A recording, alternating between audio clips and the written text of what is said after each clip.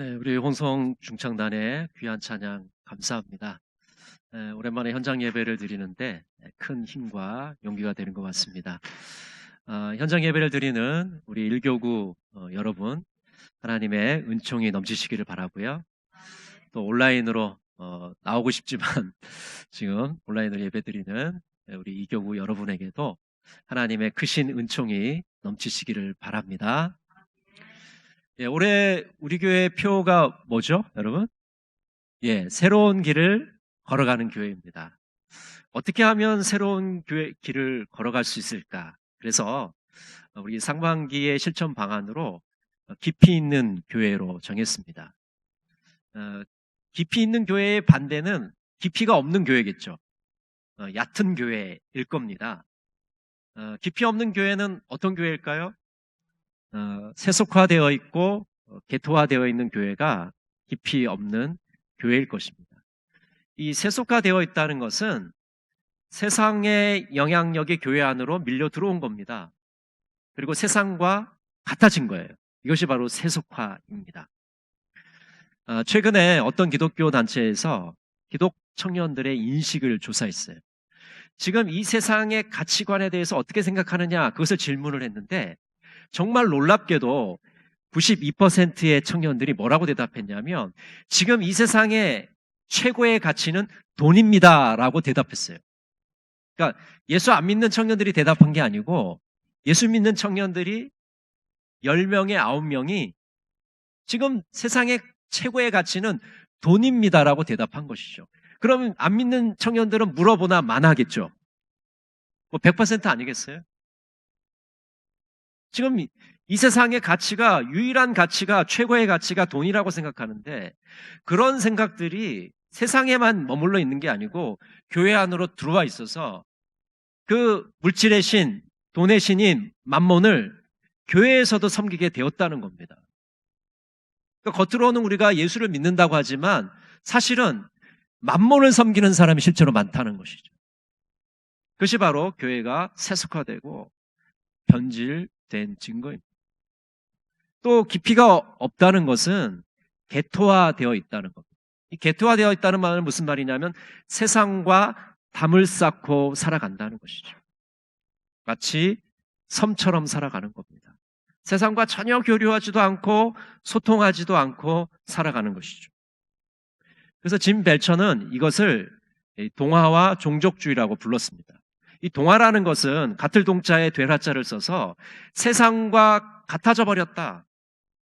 교회 안에 문화가 없어져 버리고 세상의 문화가 교회의 문화로 대체되었다고 이야기하고 있습니다. 제가 처음 부임했을 때 우연찮게도 이제 아동부가 이제 발표회를 하는데 계속 가요만 부르게 됐어요. 우연의 일치인지 뭐 의도적으로 된 건지 모르겠지만 하여튼 그렇게 됐는데 그걸 보면서 제가 그런 생각을 좀 했습니다. 어떤 생각을 했냐면 지금 이 아이들이 가요에 중독되어 있거든요.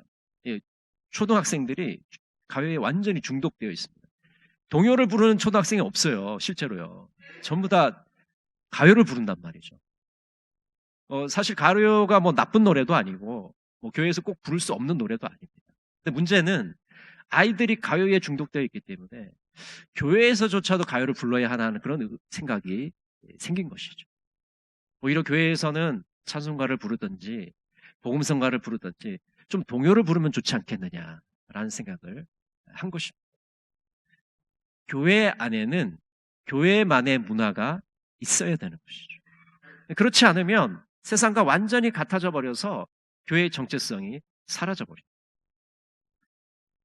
또 반대로 종족주의라는 건 뭐냐면 우리 자신을 하나의 종족으로, 부족으로 생각하는 거예요. 예수 믿는 사람들끼리만 살아가는 거죠. 물론 뭐 세상 사람들하고 어울려 살아가면서도 머릿속의 생각은 그냥 우리끼리, 우리 문화가 비슷한 우리 교인들끼리만 살아간다는 그런 의식을 가지고 살아가는 겁니다. 사실 문화에 대한 올바른 태도는 우리의 정체성을 지키면서도 세상의 것들을 분별하여 받아들이는 것이거든요. 그런데 이 종족주의는 완전히 세상과 분리돼 버리는 겁니다. 그래서 너는 너고 나는 나다라는 식으로 생각하면서 살아가는 것이죠. 그 한자어에 유유상종이라고 있죠. 유유상종. 끼리끼리 어울리는 겁니다. 그들만의 리그가 되어버린 거죠. 그래서 세상과 담을 쌓고 살아가기 때문에 세상 일에 전혀 관심도 없고 관여하지도 않는 것입니다. 이처럼 깊이가 없는 교회는 세속화되어 있고 개토화되어 있는 교회입니다. 동화되어 있거나 종족주의에 빠져 있습니다. 그래서 깊이 있는 교회는 하나님의 두 가지 부르심을 받고 있는 것이죠. 깊이 있는 교회는 첫 번째 부르심은 뭐냐 하면 제도로의 부르심을 받고 있습니다. 우리가 흔히 교회를 정의할 때 믿는 사람들의 공동체, 믿는 사람들의 모임이라고 하지 않습니까? 이 공동체에는 그 공동체를 구성하고 있는 구성원들이 있습니다. 그리고 그 구성원들은 그 공동체를 유지하기 위해서 어떤 조직이나 체계가 필요하죠. 그리고 절차와 과정이 필요합니다. 그렇기 때문에 교회는 제도라는 것을 부인할 수가 없는 것이죠. 물론 이 제도라는 것이 너무 딱딱하게 경직되면 많은 부작용이 발생되기도 합니다. 유연성이 있어야 되는 것이죠. 그래서 두 번째로 하나님은 우리를 선교사로서 부르셨습니다. 이 교회는요, 조직이기도 하지만 제도이기도 하지만 유기체입니다. 살아 움직이는 생물과 같습니다. 그래서 그 안에 역동성이 살아 움직여야 됩니다. 그러면 역동성이 교회 안에서 살아 움직이려면 어떻게 해야 되느냐? 바로 이 선교사로서의 부르심을 우리가 기억해야 되는 것이죠. 세상을 새롭게 하고 세상을 아름답게 하고 세상을 섬기라는 그 하나님의 부르심을 우리가 감당할 때, 응답할 때 이 교회 안에 역동성이 넘치게 됩니다. 고인물이 아니라 흐르는 물이 되는 것이죠.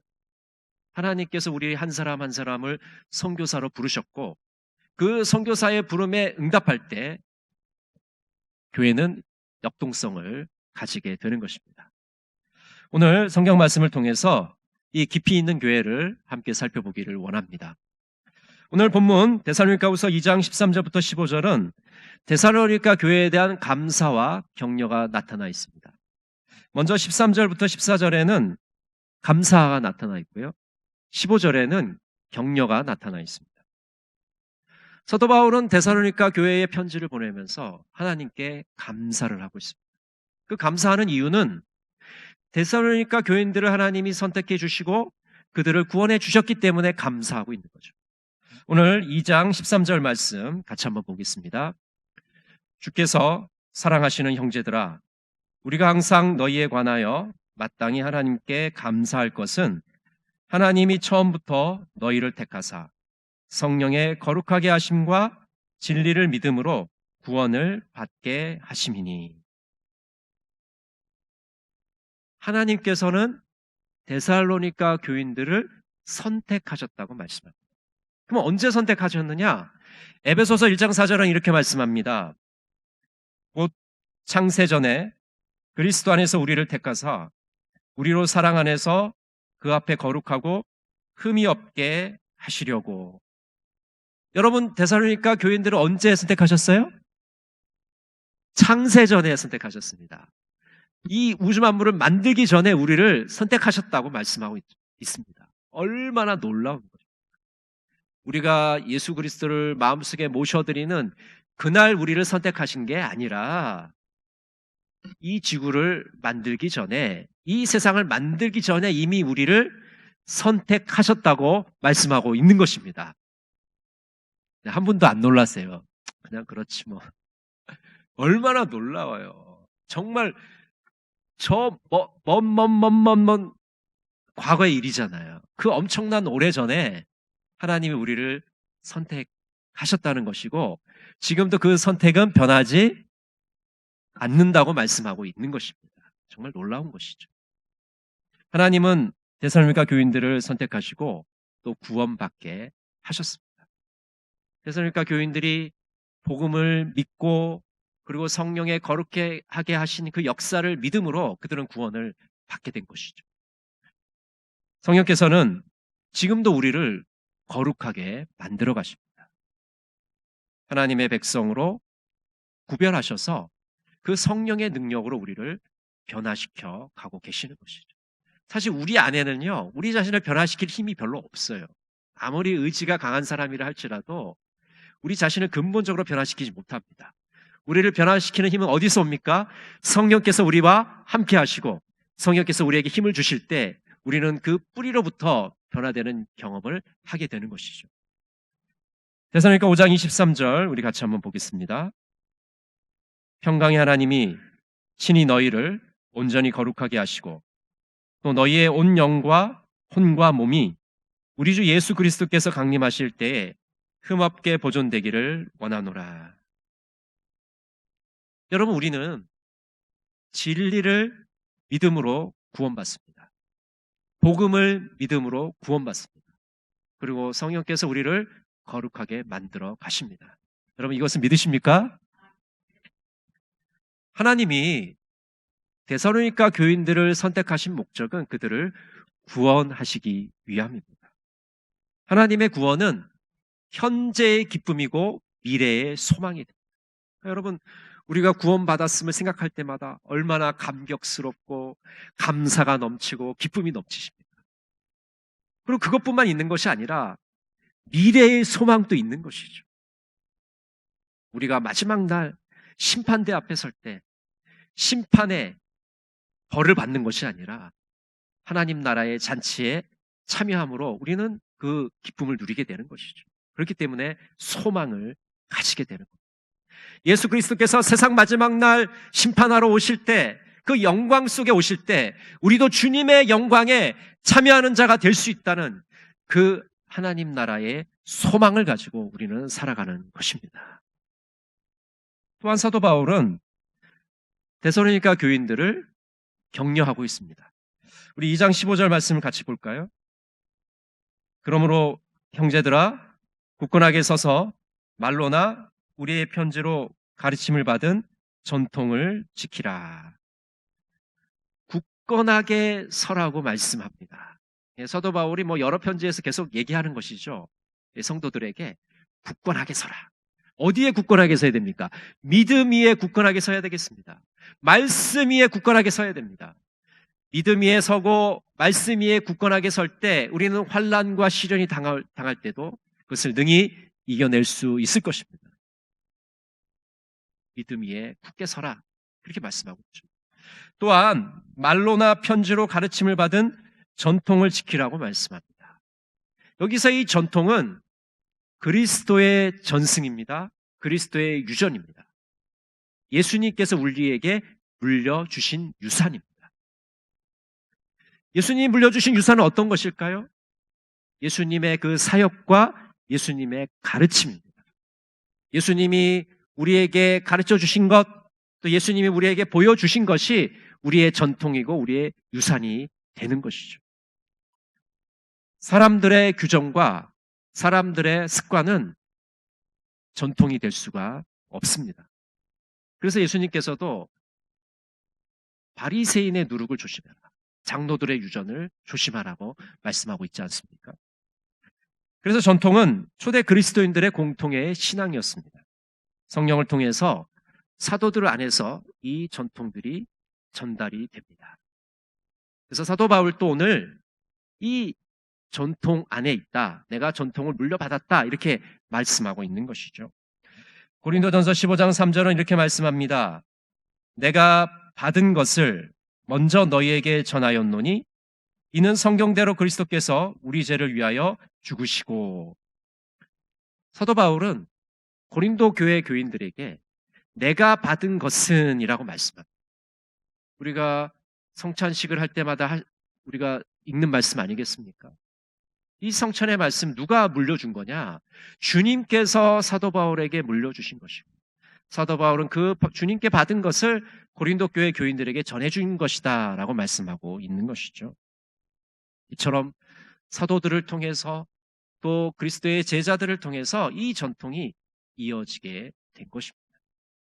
교회는 이 기독교의 전통과 유산을 소중하게 생각합니다. 기독교의 안전은 이러한 믿음의 연속성을 필요로 하는 것이죠. 믿음의 연속성이 유지되려면 우리는 그 전통을 지켜야 되고 그 전통을 꽉 붙잡아야 됩니다. 데살로니가후서 3장 6절은 이렇게 말씀합니다. 형제들아, 우리 주 예수 그리스도의 이름으로 너희를 명하노니 게으르게 행하고 우리에게서 받은 전통대로 행하지 아니하는 모든 형제에게서 떠나라. 여러분, 어떤 사람에게서 떠나라고 그럽니까? 게으른 자들, 전통대로 행하지 않는 자들에게서 떠나라고 말씀합니다. 예수님께서 우리에게 가르쳐 주시고 예수님께서 우리에게 말씀하신 것들, 보여주신 것들, 그리고 사도들이 우리에게 전달해 준 그런 전통을 붙잡지 않는 사람들에게서 떠나라고 말씀하고 있는 것이죠. 이처럼 깊이 있는 교회가 되려면 그것에 걸맞는 교회론이 필요합니다. 교회를 어떤 방식으로 바라볼 것인가 하는 것이 필요한 것이죠. 깊이 있는 교회가 되려면 깊은 교회가 되어야 됩니다. 그래서 깊이 있는 교회에는 깊은 예배가 있어야 되고 깊은 복음이 있어야 되고 깊은 전도가 있어야 되고 깊은 문화가 있어야 됩니다. 깊이 있는 교회는 깊은 교회론이 있어야 되는 것이죠. 아까 말씀드린 대로 얕은 교회론으로는 이 시대를 헤쳐나갈 수가 없기 때문에. 여러분, 깊은 교회는 어떤 교회일까요? 깊은 교회는 성경과 선교와 전통 위에 기반한 교회입니다. 짐 벨처는 이것을 이렇게 정의했습니다. 자막을 좀 띄워주실까요? 깊은 교회는 성경, 전통, 선교 위에 있는 교회입니다. 따라해 보실까요? 깊은 교회는 성경과 전통과 선교 위에 기반한 교회다. 여러분, 깊은 교회는요, 성경적인 교회입니다. 말씀에 기반한 교회예요. 여러분, 깊은 교회는 선교적인 교회입니다. 복음을 전하고 복음을 전파하는 일에 힘쓰는 교회입니다. 깊은 교회는 전통적인 교회예요. 예수님이 우리에게 물려주신 것, 우리의 믿음의 선배들이 목숨 걸고 지킨 그 유산을 지키려고 하는 교회입니다. 그것이 바로 깊은 교회인 것이죠. 깊은 교회의 몇 가지 특징을 살펴보려고 합니다. 먼저 깊은 교회는 팀이 이끄는 교회입니다. 한번 따라해 보실까요? 팀이 이끄는 교회. 깊은 교회는 몇몇 사람들의 말에 의해서 교회가 왔다 갔다 하는 그런 교회가 아닙니다. 교회에 많은 리더들을 세우고 그 리더들이 합심해서 주님의 말씀에 응답하려고 노력하는 교회인 것이죠. 팀이 움직이는 그런 교회입니다. 사도행전 14장 23절은 이렇게 말씀합니다. 각 교회에서 장로들을 택하여 금식기도 하며 그들이 믿는 주께 그들을 위탁하고. 사도 바울이 1차 선교 여행을 다니면서 많은 교회들을 세우죠. 그리고 그 교회에 장로라고 하는, 물론 이제 요즘의 장로님하고는 약간 개념은 좀 틀립니다. 약간 목회자에 가까운 장로 개념인데 하여튼 그 영적인 지도자들을 세우죠. 그리고 그 지도자들을 통해서 각 교회가 든든히 서게 되는 것을 보게 됩니다. 그러니까 초대교회뿐만 아니라 오늘날에도 교회 안에 많은 리더들을 하나님이 세우십니다. 그리고 대표적인 리더들이 바로 교회 안에는 중직자들이 있죠. 장로님들이 계시고 권사님들이 계시고 안수 집사님들이 계시고, 이런 중직자들을 통해서 하나님은 다른 성도들에게 모범을 보이게 하시고 교회를 든든히 세워가는 것. 그래서 이런 중직자들과 리더들을 통해서 이들이 팀을 구성하고 팀을 만들고 그 팀을 이끌어감으로 든든하게 교회가 서가는 것이죠. 구역도 하나의 팀입니다. 그렇죠? 또 재직부서도 하나의 팀입니다. 또 우리가 예배를 섬기는 여러 부분들도 다 팀이라고 할 수가 있는데, 이런 팀들을 이끌어가면서 든든한 교회를 세워갈 수가 있는 것이죠. 두 번째로 깊은 교회는 은혜의 수단인 예배가 있습니다. 우리 기독교 신앙에서 예배와 성례는 매우 중요합니다. 우리가 코로나 시대를 겪으면서 예배에 대해서 얼마나 많은 이 이야기들을 했습니까? 논쟁을 했습니까? 지금까지도 계속 이야기를 합니다. 대면 예배를 드리는 것, 또 비대면 예배를 드리는 것, 비대면 예배를 드리는 거, 온라인으로 예배 드리는 거 맞느냐, 틀리느냐, 뭐 이런 얘기까지 계속 하고 있는 것이죠. 어쩔 수 없어서 온라인으로 예배 드리는 것하고 신학적으로 이것이 온당한가를 묻는 것은 또 전혀 다른 문제인 것입니다. 예배가 얼만큼 우리 기독교인에게 중요하다는 것을 보여주는 것이죠. 활기차면서도 경건한 그 예배를 통해서 우리의 영적인 힘을 얻습니다. 그리고 말씀을 통해서 양식을 공급받게 되고 하나님의 인도하심을 받는 것이죠. 또 세례와 성만찬을 통해서 그리스도의 임재를 맛보게 되고 형제 자매가 하나 되는 기쁨을 누리게 됩니다. 이처럼 예배와 성례를 통해서 우리는 하나님의 은혜를 받게 되는 것이죠. 세 번째로 깊은 교회의 특징은 전통을 따르는 것입니다. 만약 믿음의 선조들이 물려준 이 전통이 없다면 우리는 성경이 말하는 교회는 어떤 것인지, 또 성경이 어떻게 교회를 조직해 가야 되는지 그 지혜를 우리는 얻을 수가 없는 것이죠. 좋은 전통은 우리의 영혼을 살찌게 합니다. 예배와 말씀, 성례, 찬송, 공동체, 경건한 목자들, 자비로운 행위들, 빛과 소금으로서의 부르심, 이런 모든 전통들을 통해서 우리는 영적으로 점점 성장을 해 나가는 것이죠. 또 전통은 오늘날에 매우 적합합니다. 우리가 흔히 생각하는 그 전통이라는 것은 고리타분한 옛것이 아니라는 것이죠. 제대로 전통을 물려받으면 현실을 살아가는데 큰 도움을 받게 됩니다. 우리는 흔히 교회들이 하는 관습을 전통이라고 부르는데 이것은 성경이 말하는 전통은 아닙니다. 아까 말씀드린 대로 성경이 말하는 전통은 예수님이 우리에게 가르쳐 주신 겁니다. 예수님이 우리에게 보여주신 겁니다. 또 믿음의 선진들이 그것을 지키려고 노력한 결과물입니다. 근데 성경이 말하지 않는 전통은 그냥 인간들이 편의대로 만들어 놓은 습관이에요. 관습이에요. 버릇입니다. 규칙입니다. 어떤 사람이 이 강단에 올라와서 강단 의자에 앉기 전에 기도하고 무릎 꿇고 기도하고 앉았어요. 근데 그걸 누가 봤는데 너무 멋진 거예요. 좋은 거예요. 그래서 그 다음부터는 사람들이 그냥 앉지 않고 먼저 강단에 와서 무릎 꿇고 기도하고 앉기 시작했습니다. 방석에서는 냄새가 나는데 하여튼간 그거 상관없이 누가 하니까 멋있어 보이니까 그거 하게 따라하고 그 다음 사람 또 따라하고 그 다음 사람 따라하니까 어떻게 됐어요? 관습이 된 겁니다. 또 우리 교회는 종이 없지만 어떤 사람이 종이 딱 쳤는데 너무나도 시끄럽던 교회가 조용해졌어요. 그래서 그 다음부터 종을 치기 시작합니다. 그 다음 다른 교회도 종을 치고 다른 교회도 종을 치고 그래서 가는 교회마다 이제 종이 생겨나게 된 것이죠.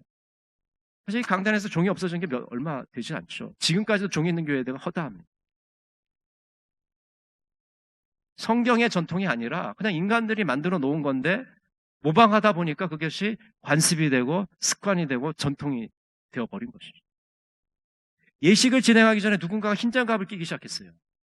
근데 사실 이것은 일본 문화이거든요. 일본 사람들은 장갑을 끼는 걸 되게 좋아해요. 우리나라 우리 조상들이나 기독교 전통에서는 장갑을 끼는 전통이 없습니다. 손을 씻는 전통이 있죠. 하여튼 누가 장갑을 끼니까 멋있어 보이는 거죠. 그 다음부터 예식을 할 때마다 장갑을 끼기 시작합니다. 이 교회에서도 장갑을 끼고 저 교회에서도 장갑을 끼고 다 장갑을 끼기 시작합니다. 그러니까 이게 어느덧 습관이 되고 관습이 되더니 전통이 되어버려서 장갑을 안 끼는 사람을 뭐라고 부릅니다. 근데 사실은 이런 모든 것들은 그냥 인간이 만들어낸 것이죠. 어떤 근거가 있는 것이 아니라 자기 편의대로 만들어낸 것인데 그것을 모방하다 보니까 전통이라는 이름으로 불리게 됩니다. 그런데 이것은 성경이 말하는 전통은 절대로 아닌 것입니다. 성경이 말하는 전통은 우리가 성경을 어떻게 볼 것인지 또 이 세상을 어떻게 볼 것인가를 그 시각을 결정해 주는 전통입니다.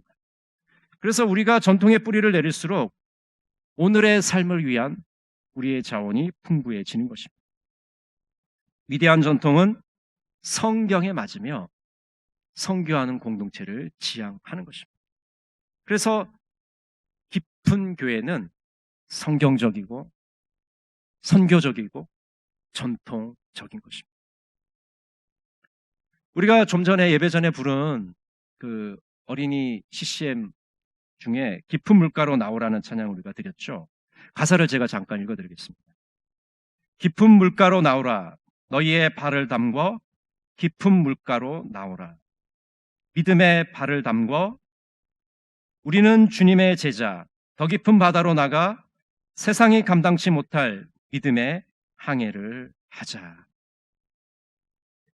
여러분, 깊은 물가로 나가시길 바랍니다. 얕은 물가에서 주저하지 마시고 믿음의 발을 담가 보시기를 바랍니다. 그래서 얕은 물가에서 깊은 바다로 나아가서 믿음의 항해를 하시는 우리 동강의 모든 성도들이 되시기를 바랍니다. 리처드 포스터는 이런 말을 했습니다. 오늘날 절실히 요구되는 사람은 지능이 높거나 또는 재능이 많은 사람이 아니라 깊이가 있는 사람이다. 존 울만은 이렇게 말했습니다. 당신은 깊이 있는 삶을 살아야 한다. 그렇게 할 때 당신은 사람들의 영을 이해할 수 있고 느낄 수 있다. 이 코로나 시대에 하나님은 어떤 사람들을 부르고 계실까요? 깊이 없는 사람이 아니라 깊이 있는 사람들을 부르십니다. 우리가 깊이 없는 삶이 아니라 깊이 있는 삶을 살기를 원하십니다. 얕은 교회로는 거세게 몰려오는 이 새 시대의 파고를 넘을 수가 없습니다. 깊이 있는 교회, 건강한 교회만이 이 시대에 적합한 교회인 것입니다. 우리가 어떻게 새로운 길을 걸어갈 수가 있겠습니까? 깊이 있는 교회가 되어야만 이 새로운 길을 걸어갈 수가 있습니다. 깊이 있는 교회를 소망하시고 깊이 있는 교회를 세워가시는 우리 동강의 모든 성도들이 되시기를 간절히 바랍니다. 기도하겠습니다. 사랑의 하나님, 한국교회가 깊이가 없는 교회가 되지는 않았는지요. 세속화와 개토화를 이기고 깊이 있는 교회가 되게 하옵소서. 성경적이고 선교하며 최고의 전통을 받아들이는 교회가 되게 하옵소서. 2021년 새로운 길을 걸어가는 우리 교회가 되게 하옵소서. 예수님의 이름으로 기도드립니다. 아멘.